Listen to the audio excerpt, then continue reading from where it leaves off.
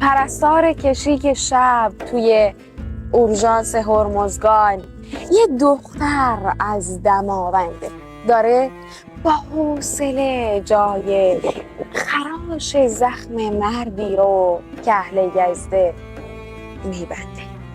یه ترکی از شمال غرب مهندس ناظر امروز توی پارس جنوبی بود. توی آبادی کوچیک عروسی دوتا تاجیک به کردی پایکوبی بود. یه دختر از یه شهر دور تو ترمینال آزادی میونه اون شلوغی ها با حرف مرد راننده دلش یه ذره آروم شد. کجا میخوای بری بابا؟ وطن یعنی همین چیزای معمولی که ما هم جزوی از اونیم.